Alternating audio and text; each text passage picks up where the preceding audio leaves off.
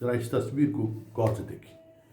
यह तस्वीर है लोकसभा के बाहर की तस्वीर है, जहां प्रधानमंत्री मोदी में बीच में खड़े हुए हैं और बाकी एनडीए, बिहार एनडीए के तमाम राज्यसभा और लोकसभा के सांसद साथ में खड़े हुए हैं। यह नीतीश कुमार ने बिहार को जिस तरीके से रचा बसाया है, जिस तरीके से निर्माण किया है, जनमत उसी का है, मैंडेट उसी संरचना का है। इसलिए हम नीतीश जी को बिहार का शिल्पकार कहते हैं। इस गठबंधन में इस बार जो कुछ भी बात हुआ है, उस बातचीत में नीतीश कुमार और मोदी जी दोनों साथ साथ बात किए।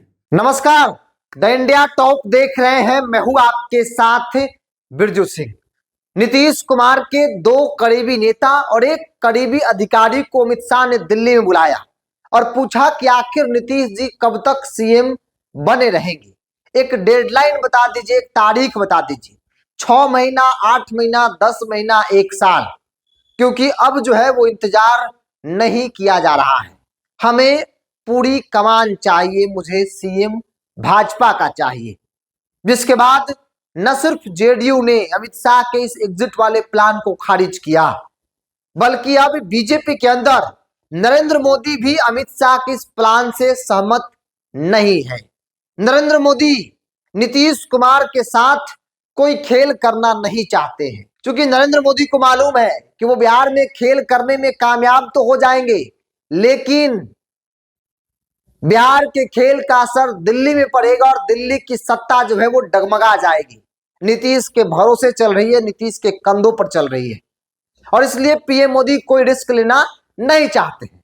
देखिए, दिल्ली से खबर आई है, बिहार के सहयोगी दल जब प्रधानमंत्री मोदी को बिहार की प्रचंड जीत का माला पहनाने गए, तो प्रधानमंत्री मोदी ने कहा कि इस जीत का अगर श्रेय किसी को जाता है तो वो नाम नीतीश कुमार है। नीतीश कुमार बिहार के शिल्पकार हैं, तो इसलिए पूरा का पूरा श्रेय नीतीश कुमार को ही जाता है। और उस एक लाइन के जरिए पीएम मोदी ने एक बड़ा मैसेज दे दिया कि नीतीश कुमार के साथ कोई खेल नहीं होगा।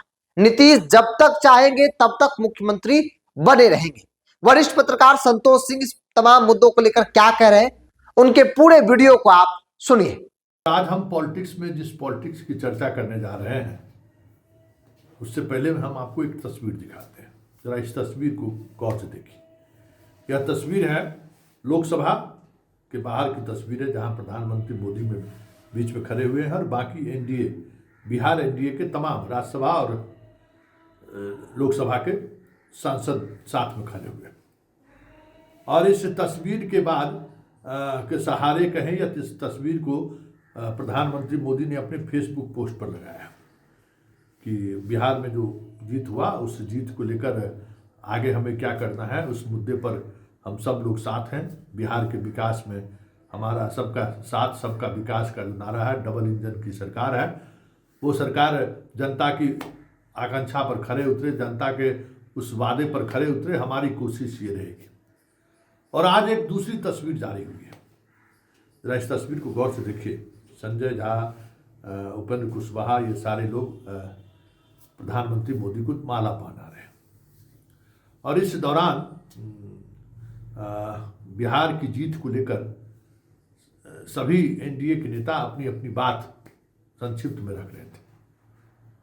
और उसी दौरान प्रधानमंत्री मोदी ने कहा कि बिहार के जीत, या यूं कहें कि एनडीए की जीत का शिल्पकार मैं नहीं हूं, शिल्पकार नीतीश कुमार है। यह नीतीश कुमार ने बिहार को जिस तरीके से रचा बसाया है, जिस तरीके से निर्माण किया है, जनमत उसी का है, मैंडेट उसी संरचना का है। इसलिए हम नीतीश जी को बिहार का शिल्पकार कहते हैं। आखिर इस मौके पर इस शब्द के साथ नीतीश को नवाजे जाने का मतलब क्या है, या फिर इस शब्दावली के सहारे बिहार की सियासत को किस तरीके से देखा जा सकता है। क्योंकि पिछले एक सप्ताह से ये बातें मीडिया के अलग अलग कह सकते हैं कि प्लेटफॉर्म पर कहीं न कहीं किसी न किसी तरीके से ये खबरें चलाई जा रही है, खबरें आ रही हैं कि भाई नीतीश कुमार को अपना एग्जिट प्लान बता देना चाहिए। तो कब वो बिहार की गद्दी छोड़ेंगे। और इसके लिए एक तारीख तय हो जानी चाहिए। बीजेपी उसी अनुसार आगे अपना कदम बढ़ाएगी। और यह प्रस्ताव अमित शाह का था, और यह प्रस्ताव अमित शाह ने लल्लन सिंह और संजय झा के साथ साथ एक बिहार के सीनियर ब्यूरोक्रेट के सामने भी रखा, जिस पर उन्होंने कह दिया था कि नहीं, ये तय कर, ये हमारा डोमेन नहीं है, ये तय करेंगे तो प्रधानमंत्री तय करेंगे, मोदी जी तय करेंगे, क्योंकि इस गठबंधन में इस बार जो कुछ भी बात हुआ है उस बातचीत में नीतीश कुमार और मोदी जी दोनों साथ साथ बात किए, और दोनों की बातचीत का नतीजा गठबंधन था। और उस गठबंधन के दौरान साथ हम लोग सिर्फ चुनाव लड़ रहे में जो एक पार्टी की भूमिका होती है, हम लोग चुनाव लड़े हैं, बाकी कब वो एग्जिट करेंगे, क्या करेंगे, नहीं करेंगे, इस बातचीत में हमें नीतीश की तरफ से न हम अधिकृत है और न ही नीतीश जी के लिए ये संदेशा लेकर या उनसे इस मुद्दे पर हम लोग बात करेंगे। इस मुद्दे पर बात करना है तो आप कहिए प्रधानमंत्री जी को वो नीतीश कुमार से बात करें। और इस खबर के बाहर आने के बाद थोड़ी चीज़ें बदलती हुई दिखी। बिहार की राजनीति फिर से एक बार गर्मा गई, कई तरह की डेवलपमेंट होते हुए दिखने लगा। नीतीश कुमार की सक्रियता अचानक बढ़ गई, उनका मूवमेंट इस कदर सुबह से लेके रात तक हर गतिविधियों पर सक्रियता के एक कह सकते हैं कि एकदम खुद बाहर निकलने लगे। ये बड़ा बदलाव दिखने लगा। फिर कई ऐसे निर्णय थे जिस निर्णय को लेकर कहीं कहीं हस्तिनापुर और अंतःपुर के बीच, मतलब दिल्ली और पटना के बीच तलखी बढ़ रही है, ऐसे संकेत मिलने लगे। 3 नए मंत्रालयों का गठन, उस गठन के पीछे का उद्देश्य जब चर्चा होनी शुरू हो गई तो लग गया कि कुछ न कुछ चीज़ें चल रही हैं। उसके बाद पुलिस मीट का डेट एक्सटेंड करना, गृह विभाग मिलने के बाद सम्राट चौधरी की गतिविधियों को लेकर मुख्यमंत्री सचिवालय का असहज होना, कई डेवलपमेंट इन दिनों लगातार हो रहे थे, जिसको लेकर लगने लगा था कि कहीं न कहीं कुछ न कुछ चीज़ें हैं जो असहज कर रहा है नीतीश कुमार को। लेकिन आज जिस तरीके से मोदी ने शाह, राजनाथ सिंह और नड्डा की मौजूदगी में नीतीश को जिस उपमा से या जिस सम्मान के साथ उन्होंने शब्दों के सहारे, शिल्पकार जैसे शब्दों के सहारे नवाजा है, ये तय मानिए कि इस खेल को, इस जो राजनीतिक बिहार को लेकर जो राजनीति चल रही थी, कहीं न कहीं प्रधानमंत्री की शब्दावली के बाद विराम लग जाना चाहिए। क्योंकि यह सिर्फ संकेत नहीं है, शाह के लिए एक चेतावनी भी है कि बिहार के मामले में बेवजह दखल मत दीजिए। बिहार जिस दिशा में चल रही है उसमें आप सहयोग करने की स्थिति में है तो आप सहयोग कीजिए, टांग खींचने की कोशिश मत करिए। क्योंकि इस जीत का सेहरा नीतीश के सिर बांध करके मोदी ने सीधे तौर पर संकेत दे दिया है कि भाई इस तरीके से चीज़ें नहीं चलेंगी। नीतीश थे, हैं और रहेंगे। जो बातें चुनाव कैंपेन के दौरान देखने को मिला वो उस पर हमें अडिग रहना है। ठीक है, हम चुनाव के दौरान नीतीश के चेहरे को लेकर स्पष्टता के साथ हम लोगों ने कुछ नहीं कहा, लेकिन यह मैंडेट कहीं न कहीं नीतीश कुमार का मैंडेट है और उस मैंडेट का सम्मान करना हम भाजपाइयों का जिम्मेवारी और दायित्व, क्योंकि जिस एक शब्द ने बहुत सारी चीज़ें कह दी हैं। होता है ना कि शब्द से सारी चीज़ें तराशी जा सकती है, तो एक शब्द ने सारी वो चीज़ें कह दी हैं जो शाह जैसे नेता सहजता से स्वीकार करने को तैयार नहीं थे।